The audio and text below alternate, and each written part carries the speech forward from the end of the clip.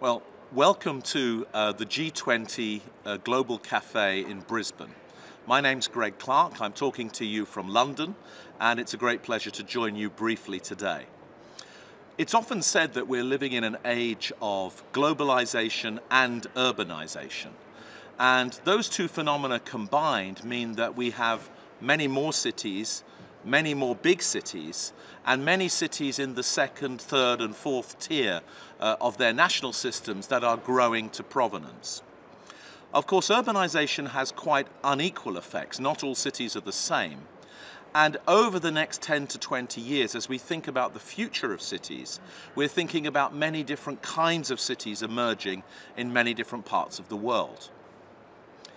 In the last 25 years, a lot of attention was focused on a group of cities that we called the world cities. London and New York and Paris and Tokyo, joined by Hong Kong and Singapore and others, as cities that were occupying command and control and influential positions in the globalizing sectors of those days. So banking and finance in particular, professional services as well, logistics in various ways. So the cities that became the world cities in the last quarter century were the cities that were already perhaps centers of national governments, they were centers of media and decision making, they were corporate headquarters. And over that period of time, the cities that rose to prominence built upon those particular assets. I think there's good reasons for expecting that in the next 25 years, a different group of cities will also emerge.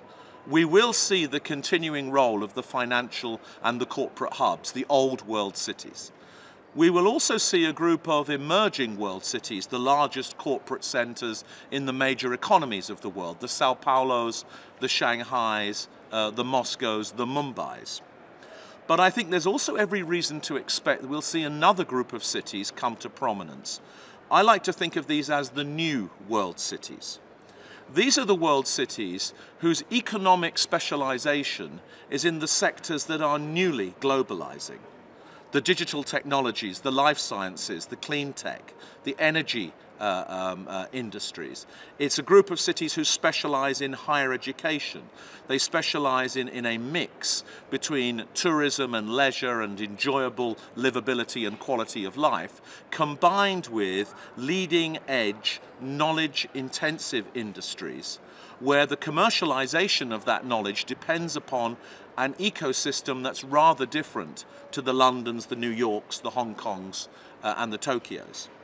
So this group of cities compete for talent, for capital, for innovation, for students, for visitors. They also compete, of course, for media attention, and they compete to host the important events in these new technology-oriented sectors.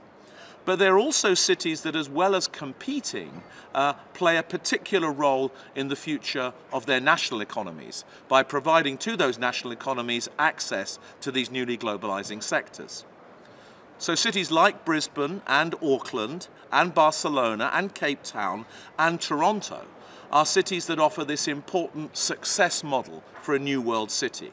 A city that can combine participation in these newly globalizing sectors with a high quality of life, cities of a medium size, the competitive middleweight cities that offer a comfortable commute combined with an excellent quality of life. Now, in these new world cities, where we will see 30 or 40 or 50 emerge over the next 25 years, leadership is very important. And during this G20 Global Cafe, you'll talk a lot about the requirements of leading a new world city. Because these cities are smaller than their bigger old world cities and emerging world cities, they have to prioritize. And in order to prioritize, they have to have strategy.